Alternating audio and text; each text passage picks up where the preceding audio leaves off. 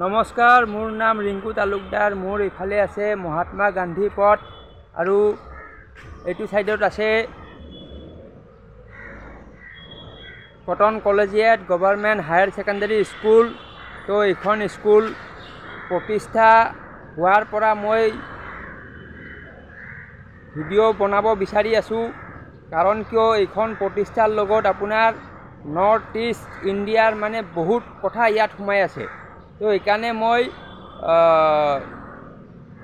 ভিডিঅ'বোৰ বনাই গৈ আছোঁ।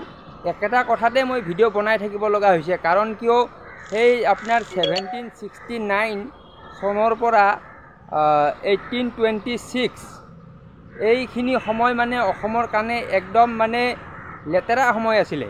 তো কেনেকুৱা সময় আছিলে মই কৈ আছোঁ, মানে ইণ্টাৰনেল ক্লেছ ইন পলিটিক্স, আজি সেইটো ওপৰত কোৱা যাব। যেতিয়া আপোনাৰ আহোম ৰজা গৌৰীনাথ সিংহ মৰি গ'ল, তাৰে পিছত আপোনাৰ এতিয়া চাওক হা, যিবিলাক মানে আপোনাৰ ৰজাৰ পদবীৰ মানুহ থাকে, যেনেকৈ আপোনাৰ বুঢ়াগোহাঁই বৰগোহাঁই এইবোৰ মানুহ থাকে। মানে বৰ্তমানত চাব গ'লে আপোনাৰ CM chief minister of Assam, তো CMৰ মানে মানুহ থাকে। মানে CMৰ মানুহ মানে CMৰ যিটো প্ৰশাসন ব্যৱস্থা, এই ছিষ্টেমটোত আপোনাৰ chief commissioner, chief secretary, additional secretary, joint secretary, personal secretary of CM, এনেকৈ মানে মানুহ থাকে।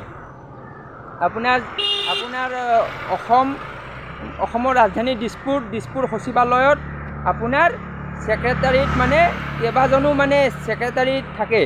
কিছুমান CMৰ ডাইৰেক্ট থাকে, যেনেকৈ CMO chief minister office. Chief minister অফিচত আপোনাৰ কিছুমান মানে IS অফিচাৰ থাকে, সেইবোৰ মানে বহুত হায়াৰ ৰেংকৰ IS থাকে, মানে প্ৰমোশ্যন পাই গৈ মানে বহুত এক্সপিৰিয়েঞ্চ থকা মানুহ থাকে। তো তেনেকুৱা মানুহ আছিলে আপোনাৰ আহোমৰ আপোনাৰ গৌৰীনাথ সিংহৰ মানে মন্ত্ৰী সভাত আছিলে। মন্ত্ৰী মানে কি, প্ৰশাসনিক হেড, আৰু তেওঁ আছিলে পূৰ্ণানন্দ বুঢ়াগোহাঁই। এই পূৰ্ণানন্দ বুঢ়াগোহাঁই মানে স্বৰ্গদেউ গৌৰীনাথ সিংহ, লক্ষ্মী সিংহ, ৰুদ্ৰ সিংহ, শিৱ সিংহ চবৰে শাসনকালত তেওঁ মানে প্ৰশাসনিক মুৰব্বী আছিলে, প্ৰশাসনিক মানে বিষয়া আছিলে। তো তেনেকৈ মানে বৰ্তমানৰ আপোনাৰ প্ৰশাসনিক বিষয়া এজনৰ নাম কওক। তো তেওঁ তৰুণ গগৈৰ দিনতো আছিলে, তেওঁ সৰ্বানন্দ সোণোৱালৰ দিনতো আছিলে, তেওঁ প্ৰফুল্ল কুমাৰ মহন্তৰ দিনতো আছিলে, তেওঁ এতিয়া হেমন্ত বিশ্ব শৰ্মাৰ দিনতো আছে। তো যিবিলাক মানে প্ৰশাসনিক বিষয়া, তেওঁলোকে ৰাজ্যখনৰ বিষয়ে চব জানে, আৰু তেওঁলোকৰ মানে চবত মানে তেওঁলোকৰ মানে প্ৰভাৱ থাকে।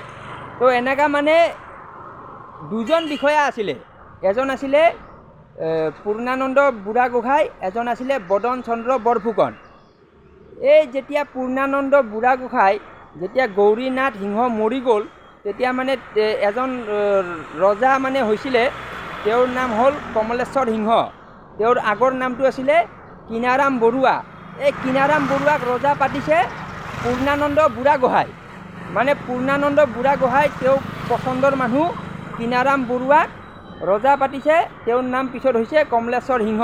আচ্ছা, আহোম নামবোৰ আপোনাৰ চাওক দেই, আহোমসকলৰ নিজৰ নামবিলাক বেলেগ। চুকাফা, চুডাংফা, চুদেউফা, চুমুংফা, চুকলাংফা, চুহুংফা, এনেকুৱা নাম, মানে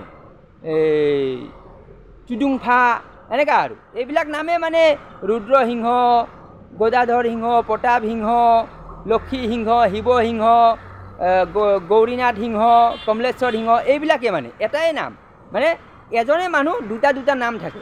তো মানে যিজন মানে বিষয়া আছিলে পূৰ্ণানন্দ বুঢ়াগোহাঁই, তেওঁৰ পচন্দৰ মানুহক ৰজা বনাই দিলে। তেতিয়া মানে সংঘাতটো ক'ত হৈ গৈছে, যেতিয়া পূৰ্ণানন্দ বুঢ়াগোহাঁই নিজৰ মানুহক মানে পচন্দৰ মানুহ বহাই দিলে।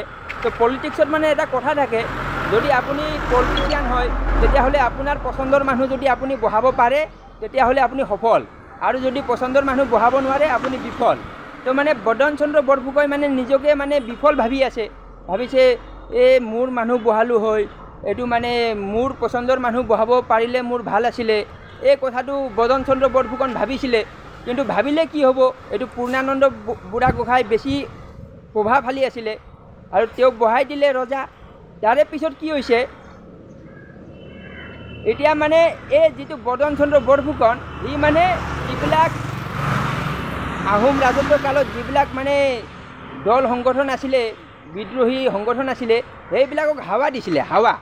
এতিয়া চাওক দেই, এতিয়া বৰ্তমান অসমত যেতিয়া মানে কিবা কিবি আন্দোলন হয়, এই আন্দোলনটো যে বিৰোধী কৰে এনেকুৱা নহয়, এইটো মানে শাসকীয় পক্ষৰ কোনোবা মানুহে এইটো হাৱা দিয়ে, এইটো মানে নিজৰ স্বাৰ্থৰ কাৰণে হাৱা দিয়ে। তো এই কথাটো মই কৈ আছোঁ। তো বদন চন্দ্ৰ বৰফুকন মানে হাৱা দিছিলে, হাৱা দিওঁতে এইটো মানে ধৰা পৰি গ'ল। ধৰা পৰি যাওঁতে এই মানে পূৰ্ণানন্দ বুঢ়াগোহাঁই তাক মানে শাস্তি দিবৰ কাৰণে ব্যৱস্থা কৰিছে। যেতিয়া শাস্তি দিব ব্যৱস্থা কৰিছে, তাৰ আকৌ জেং লাগি গ'ল এই বদন চন্দ্ৰ বৰফুকনৰ। আচ্ছা, ইয়াত আকৌ এটা কথা মই কৈ দিওঁ, যিটো মানে বদন চন্দ্ৰ বৰফুকন আছিলে, তাৰ মানে জীয়েকক এই পূৰ্ণানন্দ বৰগোহাঁইৰ পুতেকে বিয়া পাতিছে। এই কথাটো আপুনি বুজি ল'ব লাগিব। মানে পূৰ্ণানন্দ বুঢ়াগোহাঁইৰ পুতেকে বিয়া পাতিছে বদন চন্দ্ৰ বৰফুকনৰ জীয়েকক।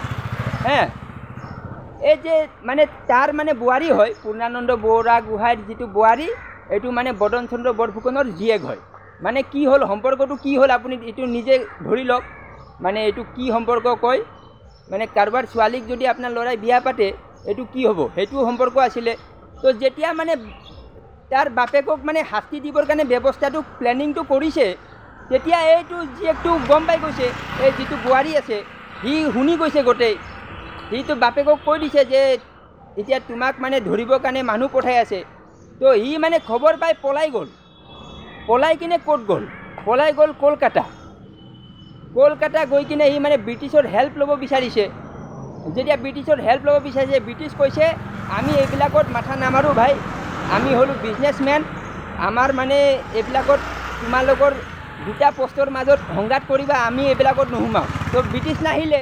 তো তেতিয়া মানে এজন বাৰ্মিজ মানুহ তাতে লগ পাই গ'ল কলকাতাত, এই বদন চন্দ্ৰ বৰফুকন।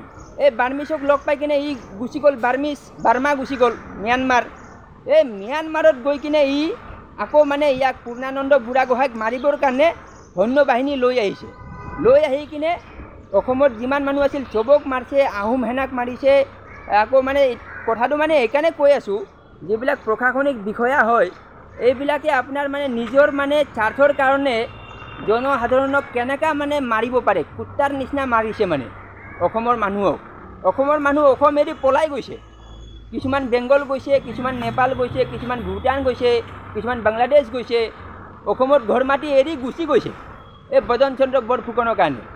আৰু ই কি কাৰণে এইবিলাক কৰিছে, কাৰণ তাৰ নিজৰ পচন্দৰ মানুহ বহাব লাগে হিংসাখনত। এইটো বোধ পূৰ্ণানন্দ বুঢ়াগোহাঁই তাৰ পচন্দৰ মানুহ বহাই দিছে। তো এইটো মানে ইণ্টাৰনেল ক্লেছ, এইটো পলিটিক্সত থাকে। এইটো আপোনাৰ যেনেকৈ আপোনাৰ কংগ্ৰেছ চৰকাৰ আছিলে, তেতিয়া আপোনাৰ তৰুণ গগৈ আৰু আপোনাৰ হেমন্ত বিশ্বৱা শৰ্মা দুইজনৰ মাজত ইণ্টাৰনেল ক্লাছ হৈছে, দল ভাঙি গৈছে।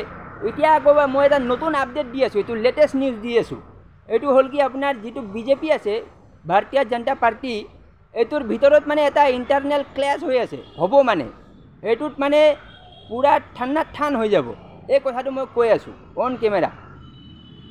এইটো হিষ্ট্ৰীৰ পৰা আপুনি শিকক, আপুনি তৰুণ গগৈৰ পৰা শিকক, আপুনি বৰ্তমানৰ লগত এইটো মিলাই দিয়ক। এইটো মিলাই দিলে আপুনি বুজি পাব ইণ্টাৰনেল ক্লেছ কি হয়। তো এইটো যদি আভ্যন্তৰীণ কণ্ডল হ'ব, এইটোত পূৰা দল ভাঙি যাব। এই কথাটো মই কৈ আছোঁ। তো এই ভিডিঅ'ত যিমান পাৰে ইমান শ্বেয়াৰ কৰক আৰু বিজেপি দলক ইণ্টাৰনেল ক্লেছৰ পৰা বচাবৰ কাৰণে চেষ্টা কৰক, নহ'লে মানে এনেকুৱা মানে হ'ব না, এই মানে দল পূৰা ভাঙি মানে ঠুকুৰা ঠুকুৰ হৈ যাব। এইকাৰণে মই কৈ আছোঁ।